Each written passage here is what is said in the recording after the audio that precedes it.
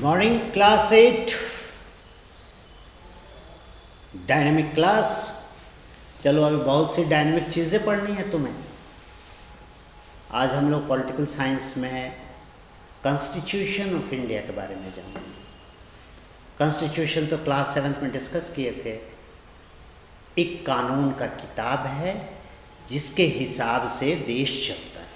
ठीक है, क्लियर?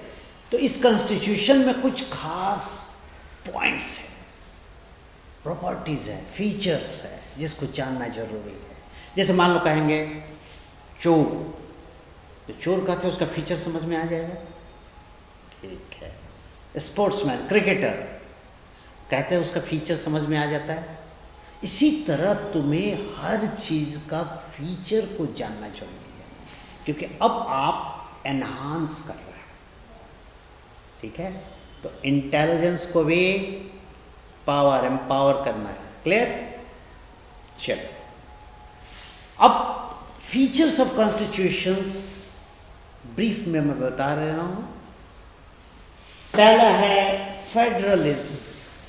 देखो, फेडरलिज्म समझो, कोई जगह जहां पावर का बंटवारा 2-3 लेवल पर हो। घर में फेडरलिज्म है ना? मम्मी का पावर अलग, पापा जी का पावर अलग, दादाजी का पावर अलग, बच्चा लोग का पावर अलग है कि नहीं?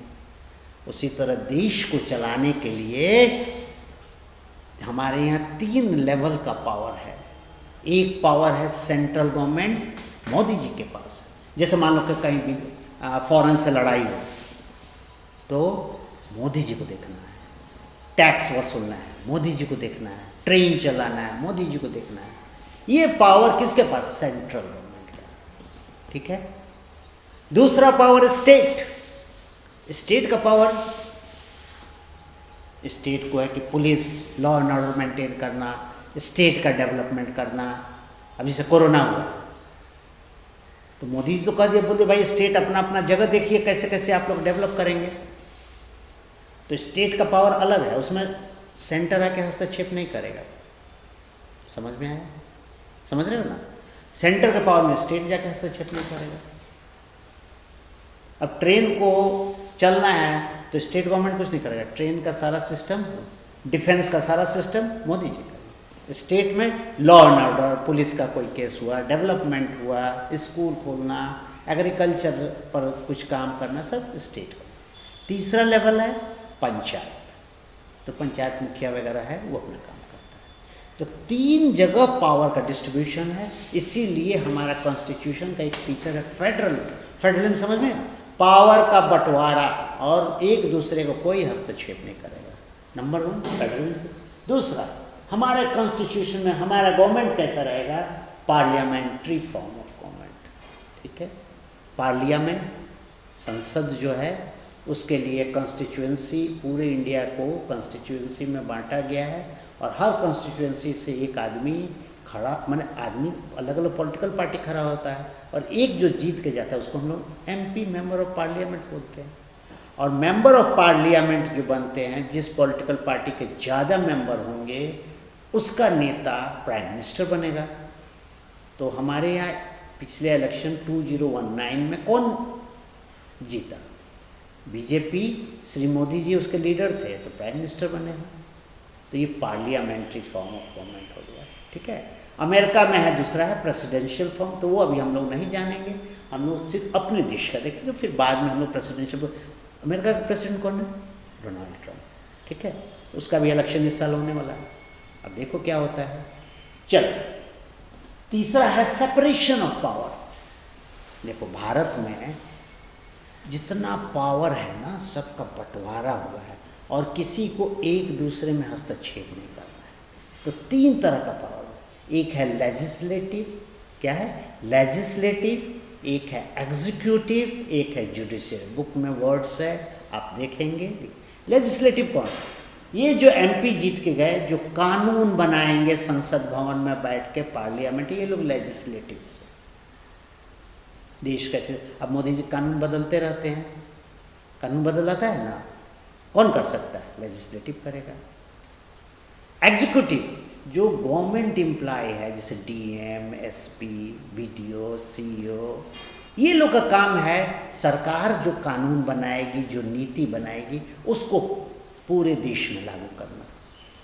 ठीक है, अब लेजिस्लेटिव अपना कानून बना दिया, अब यहाँ पर रोड, बिजली, ये सब कौन करेगा? तो जो ऑफिसर्स हैं। अब मोदी जी नहीं ना आएंगे करने, या एमपी नहीं जाए, वो लोग कानून बना के बोल दिया भाई फलाना रोड बन जाना चाहिए, तब जो एग्जीक्यूटिव है वो करता है। ठीक है, तीसरा क्या बोले? जुडिशियल, कानून। अगर मान लो कोई बदमाशी करता है तो वहाँ हम लोग ले जाते हैं, हम लोग नहीं ले जाते, पुलिस पकड़ के ले जाती है और जज साहब के सामने कि जज साहब इसने ये क्राइम किया है, इसको जो सजा दे, तो जज साहब कानून का किताब उलटते हैं, देखते हैं क्या सजा है, उसको देते हैं। और जुडिशियरी एग्जीक्यूटिव में नहीं करेगा, एग्जीक्यूटिव लेजिस्लेटिव में हस्तक्षेप नहीं करेगा, और तीनों एक दूसरे को बैलेंस किया रहता है। ये एक हम लोग के कॉन्स्टिट्यूशन का बहुत अच्छा चीज़ है। अब जज साहब यहाँ चोरी हो तो जज साहब नहीं ना जाएंगे पकड़ने को, किसका पावर है? पुलिस का पावर है। ठीक है, रोड बनवाना है, जज साहब नहीं बनवाना, कौन बनवाएगा? बीडीओ, सीईओ, डीएम, ये लोग करेगा। क्लियर, समझ में आ गया? सेपरेशन ऑफ पावर समझ में आ गया? उसके बाद यूनिवर्सल एडल्ट फ्रेंचाइज।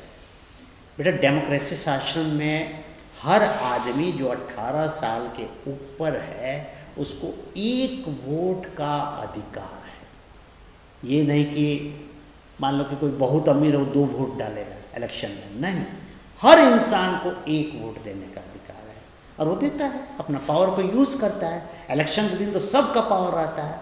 मान लो कि एक छोटा किसान भी होगा, एक मजदूर भी होगा, वो भी जाकर वोट डालेगा। एक अमीर आदमी का टाटा बिरला, वो लोग भी वोट डालेगा। ठीक है, समझ में? बहुत इंपॉर्टेंट चीज़ है यूनिवर्सल, मतलब 1 वोट का अधिकार सब। उसके बाद ये बहुत इंपॉर्टेंट है तुम लोग को जानना, फंडामेंटल राइट्स। राइट, अधिकार, तुम्हारे पास मौलिक अधिकार है।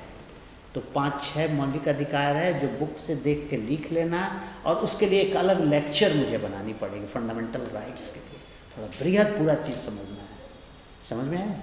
तो अब जैसे मान लो तो हमें बोलने का अधिकार है, हम लोग कुछ भी बोल सकते हैं, हम लोग नौकरी करने का अधिकार है, कर सकते हैं। ये 5 पॉइंट से बुक से आप लिखेंगे, और उस पर एक अलग लेक्चर में करूँगा। लेकिन याद रखना, right to freedom, right to equality, ये जितना है आपको याद रखना। नेक्स्ट लेक्चर में मैं जब बात करूँगा तो अलग अलग एक्सप्लेन, क्योंकि इसके लिए एक पीरियड देना पड़ेगा। उसके बाद तो राइट्स तो मिल गए कॉन्स्टिट्यूशन में, लेकिन इसका मतलब खाली आपको अधिकार है, आपका क्या शुरू हो जाता है? Duty, fundamental duties. आपका ड्यूटी भी है, आपको काम भी करना है। समझ में आया? इस पर भी जब फंडामेंटल राइट्स पर जब मैं अलग से लेक्चर दूंगा तो इसको भी डिटेल से बताऊंगा। ठीक है बेटा, जो बुक में फंडामेंटल ड्यूटीज उसको लिख लोगे। उसके बाद आता है directive principle of state policies. देखो बेटा, ये एक तरह का अधिकार मिला है सरकार को, ठीक है, कि वो गवर्नेंस मतलब शासन करने के लिए अगर रास्ता में कुछ बाधा है तो उसको दूर करने के पॉलिसीज लिखा हुआ है इसमें, वो उस ढंग से दूर कर लेता है। तो सरकार चलाने के रास्ता में अगर कोई बाधा आता है तो वो उसको दूर करता है। ठीक है, और इसके लिए उसमें कुछ चीज़ें लिखी हुई है, वो उसको फॉलो करके दूर करता है। ये किसके लिए है? ये सरकार को अच्छा से शासन करने के लिए कुछ बातें उसमें लिखी है डायरेक्टिव प्रिंसिपल में, उसका हेल्प लेके करता है। और मान लो कि सपोज करो रोड बनाना है, ठीक है, अब रोड बनाना है तो मान लो कि यहाँ से समझो कि 10 किलोमीटर तक सरकार के पास ज़मीन अगर नहीं है तो क्या करेगी? लोग से रोड ज़मीन का पैसा देकर और उसको सरकार अपने पास रखेगी, उसमें कोई विरोध नहीं कर, डायरेक्टिव प्रिंसिपल में है ये चीज़। अगर लोग के कल्याण के लिए कोई काम करना है तो सरकार ऐसा काम करे। अगर डायरेक्टिव प्रिंसिपल वो बात नहीं लिखेगा तो सरकार नहीं कर सकती है। ठीक है ना? तो सरकार अपने लोगों को फ़ायदा पहुंचाने के लिए बहुत सी बातें डायरेक्टिव प्रिंसिपल में, तो ये क्या समझे कि सरकार को सुचारू रूप से गवर्नेंस करने के लिए, शासन करने के लिए अगर कुछ ज़रूरतें पड़ती है तो उसको डायरेक्टिव प्रिंसिपल में लिखा हुआ है और उसके सहायता से सुचारू रूप से करती है। क्लियर? ये इम्पोर्टेंट 7 फीचर्स हैं। अब तो ये समझिए, बुक पढ़ना, और इसको अपने भाषा में जैसे बताए हैं, जो बुक से समझ में आए लिखना है, and you have to send it back. Language देखो इंग्लिश में लिखोगे तो और अच्छी बात है, नहीं तो you can write in any language, ये तुम्हारी आज़ादी है। लेकिन धीरे धीरे आपको इंग्लिश में लिखना सीखना ही पड़ेगा, क्योंकि अब 8th में है तो 8, 9, 10 तो वर्ड तो समझना पड़ेगा। नहीं समझ में आएगा तो फिर तो तुम हेल्प ले सकते हो हम लोगों का, पूछ लोगे। और जब स्कूल खुलेगा तो कोई दिक्कत ही नहीं है। मोस्ट प्रोबली स्कूल खुलने के दिन बहुत निकट आ रहे हैं। अब उसके जो गाइडलाइंस CBSE देगा, भारत सरकार देगी, बिहार सरकार देगी, उसके हिसाब से हम लोग करेंगे। क्लियर? तो उस पर हम लोग का मतलब गाइडलाइंस आने के बाद कैसे वो गाइडलाइन करती है ना।